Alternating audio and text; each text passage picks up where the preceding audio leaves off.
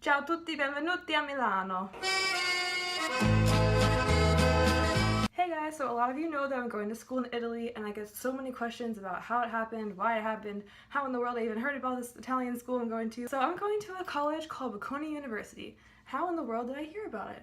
Well, I was getting pretty deep into the college search and one day my mom's friend sent her an email with an article, and the article said why children from the US should study abroad in college for all of the undergrad experience in Europe.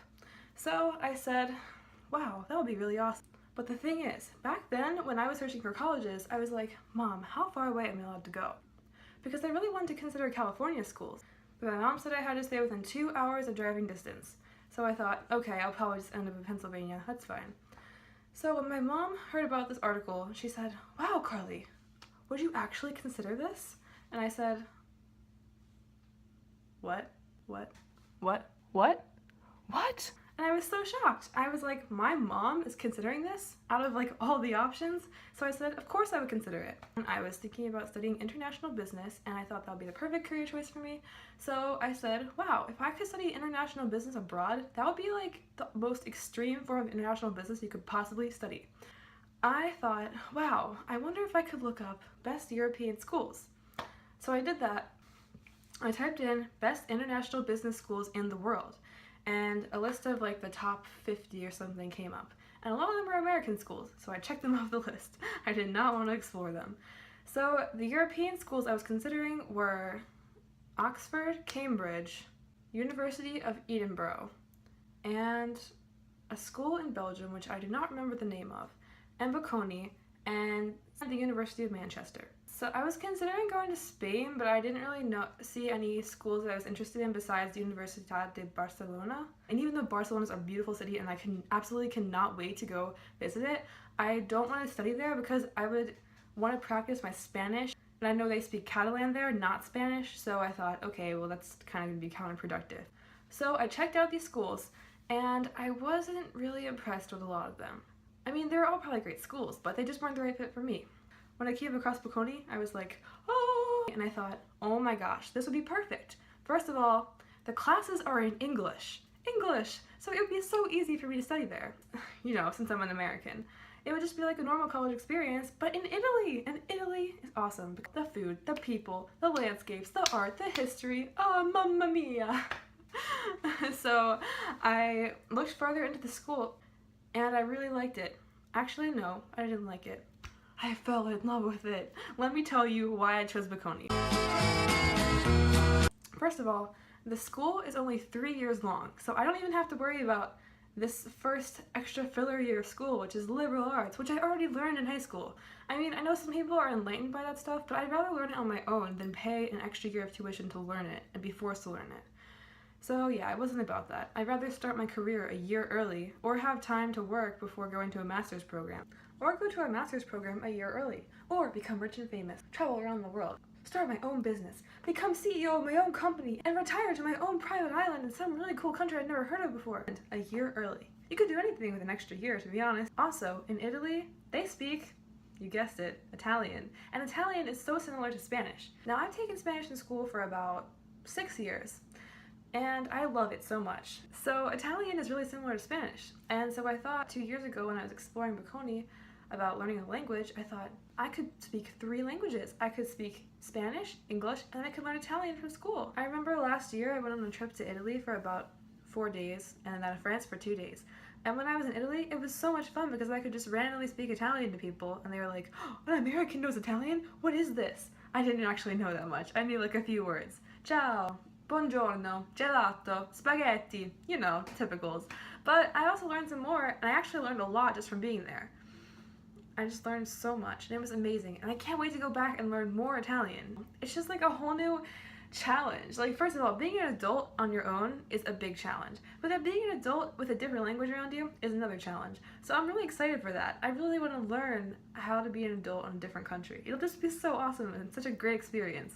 Speaking of languages, Bocconi has its own language center, and the language center teaches you pretty much any language you want to learn. They have Spanish, Italian, Portuguese, Japanese, Chinese, Arabic, French, and German. In addition to that, I'll have to learn 2 languages for school, like it's required. In America, when I was touring programs, usually they would like either, even for international business programs, they would make a language class optional, or they would just make you learn one language. But there, they make you learn 2 languages. Also, it'll be so cool to be an international student because I'll get to meet other international students and I'll be a minority. Like, I don't think I've ever been a minority in my life before. Usually, like, since I'm a white American girl, I just don't get to experience that. Usually, there are a lot of other white American girls around me, and there's nothing wrong with that. It'll just be cool to be away from the norm for a while. I'll be surrounded by Italians, international students, and occasionally an American. Only 8 Americans that I know of are going to my school in my grade.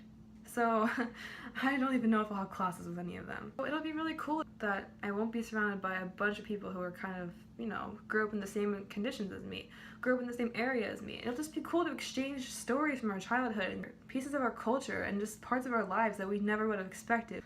So it'll be so exciting just to talk to them about their lives on a daily basis. The tuition is so inexpensive. The tuition is like 11,000 euros per year. Per year. That's times only 3, not 4, but 3, because, you know, the school's only 3 years. That's like, what, 30,000 euros total?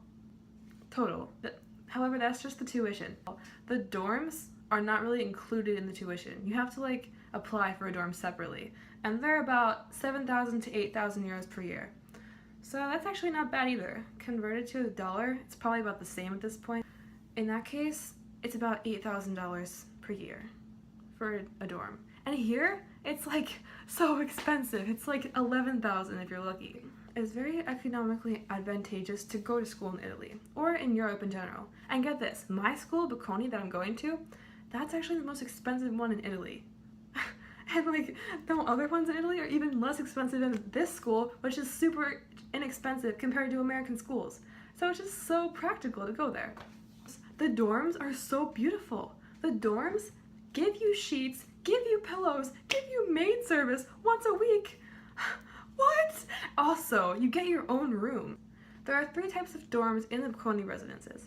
There's a 1-person room, a 2-person flat, kind of, or a 4-person one. So the 1-person one, you get your own bathroom and you get your own room. The 2-person one, you get your own room and you share a bathroom with someone else. And for the 4-person dorms, each person gets his or her own room, 2 people share a bathroom, and they all share a common area with a kitchen in it.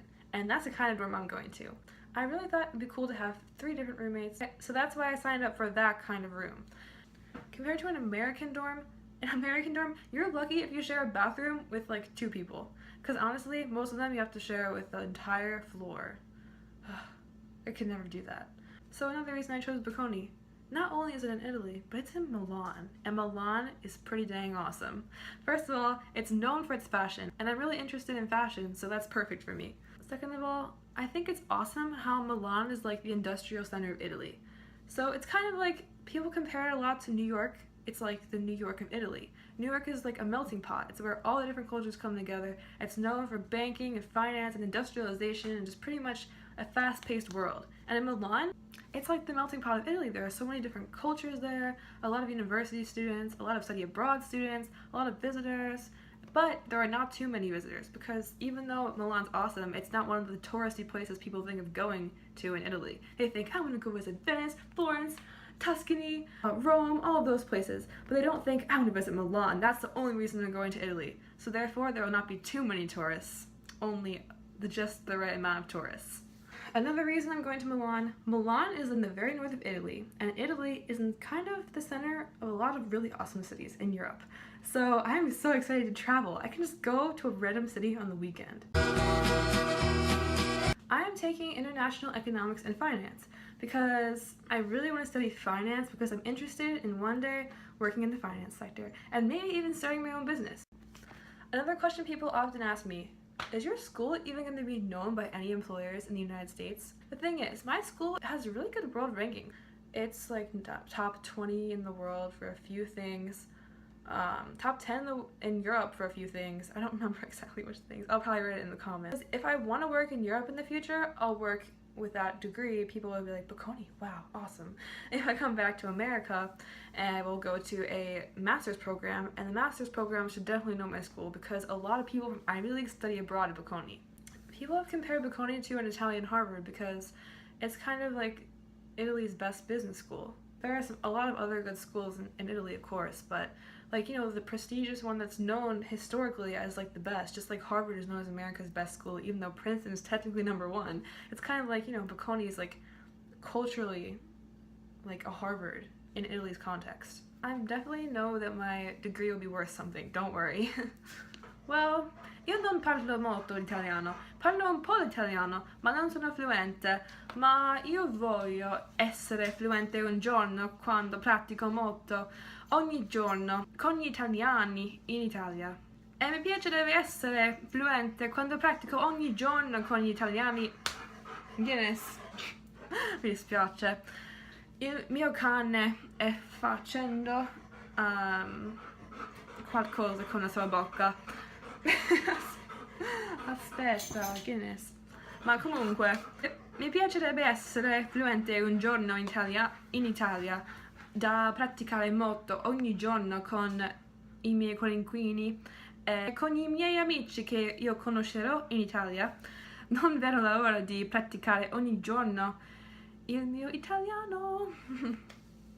Anche io suono il violino e io sto emozionata di capire il vocabolario della musica che io suono. Ogni pagina ha delle parole come per esempio diminuendo, crescendo, forte, e adesso io conosco quelle parole e non devo studiare i vocabolari perché invece io posso capire bene ciò che vogliono dire. È perfetto per me. E anche c'è qualcosa di meraviglioso di imparare la lingua della musica perché io studio musica da 11 anni. Wow. Non sapevo che c'era molto tempo, ma sì, 11 anni. E adesso, perché io capisco ciò che vuol dire la musica, è un mondo diverso per me. È come tutto fa senso nella vita. Ma comunque, sono molto emozionata di imparare di più l'italiano. Io so che ho fatto molti errori in questo messaggio, ma non mi importa. Io spero che possa migliorare molto il mio italiano quando andrò in Italia. Comunque non parlo fluentemente, ma cerco di migliorare il mio italiano quando andrò in Italia. So basically, I don't speak fluent Italian at all. I just only have learned it for like 2 years, but yeah, I'm not fluent. I'm just learning it, so yeah. Okay, last but not least, Italy has the best food ever. If you ask anyone who's been to Italy, what was your favorite part about Italy? They will hands down say the food. Okay, first of all, go to Naples and try the pizza and you will understand what I'm talking about. Naples pizza is like a paradise on earth. It's like you taste it and then everything you once knew as a pizza vanishes because you just think of Neapolitan pizza. Also, I really just love gelato. Gelato is my favorite, absolute favorite dessert. It used to be chocolate cheesecake, but now it's just gelato because it's perfect in every single way, shape, and form possible. I mean, if you try it, you'll understand. Just try it. Even if it's an American place that sells gelato or whatever country you live in, that place, if it has a gelato shop, go there. You will understand what I'm talking about. Please, you just have to understand the divine taste of the gelato. So anyways, back to the story. After I found out Italy is the perfect choice for me and Bocconi is the perfect school for me, I applied. So, how did I apply? First of all, I had to write an essay, which is actually a cover letter of why I wanted to go to Bocconi. So I explained all the reasons I just told you, pretty much. Secondly, I had to get a letter of recommendation, so I asked my English teacher and she wrote a very nice one for me. Thank you, Mrs. Doyle, I love you so much. Third of all, I had to submit my transcript. You know. I also had to pass 5 AP tests with a score of 3 or higher. I didn't need them for credit. I needed them to prove I did stuff in high school. Because in Italy, they have 5 years of high school and they have a super huge test at the end called l'esame della maturità. And every single Italian freaks out about it and they study so hard and they end up passing. But it's funny because they freak out so much about it. And at the end of my senior year, we barely even had finals. So the Italians were like, I gotta make sure you Americans are actually trying in school. Only your 4 years of high school. So I had to submit my 5 AP tests that I passed. So the ones I took were Spanish language and culture, English language and composition, European history, English, and AP Psychology. So I passed those, yay! And I also submitted them. I also had to submit my SAT score or ACT score. So I submitted my SAT score. I'm just grateful that I could actually take the SAT because a lot of the Italians and other international students went to Milan, went to Bocconi, and took the Bocconi admissions test, which first of all I heard was way harder. Second of all, I heard was a crazy time restriction, and also I heard that you can only take it once. So yeah, if you don't pass the test but everything else is good, you can't get into the school. The thing is, if you don't get in the first wave of admissions, I applied really early. I applied during the June of my junior year, but if you didn't get in that application wave, which is called the Discover Your Talent, it doesn't actually mean you're talented. It just means you got in early. I applied during that. If you didn't get in during that, you could apply during the winter. And if you didn't get in during the winter session, you could apply during the spring. My CV, curriculum vitae. When I first heard about curriculum vitae, I was like, what in the world is this? So I asked my school librarian, and she told me, are you going to be a teacher? And I said, no. And she said, then why do you need that? I was like, not even the librarian knows, and the librarian knows everything. So I asked her about it, and she did some more research about the CV. So we found out that it's way more common in Europe than it is here. Usually here we have a resume, and we have to make it very brief, only stating the most important things that you've done on bullet points. Usually a resume is like your hook to get you an interview for a job. But a CV is literally a story of your life. All the things you've done, your clubs, your activities, your working experience, your volunteering, everything, all in one document, and you have to submit that. The thing is, in Europe, they don't really have after-school activities or organized school sports, so they didn't really care that much about my CV. But at least they know that I did something with my life throughout high school. And I also got personal gain from doing all the activities. The activities that I did, I started a Spanish club at my school when I was in 10th grade because I loved Spanish so much. And I was like, why does my school not have a Spanish club? I have to start it. So I started it. I also was the editor-in-chief of my school's newspaper and the editor-in-chief of my school's literary magazine.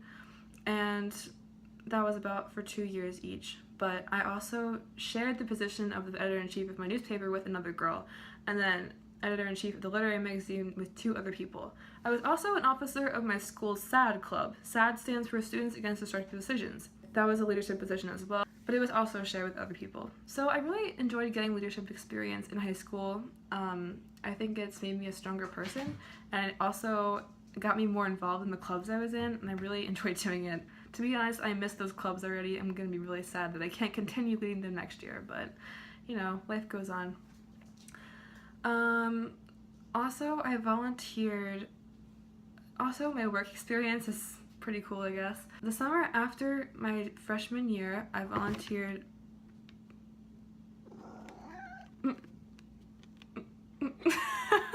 Willow, honey. Willow, please. Okay, this is my cat Willow. She likes to sit on the sledge sometimes. So I guess I can film like this because I don't know what else to do.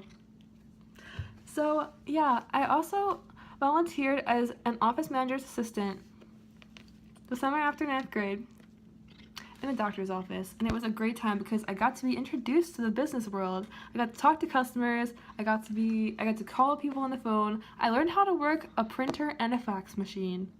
And I also learned how to photocopy things. Yay! And talk on the phone like a real person.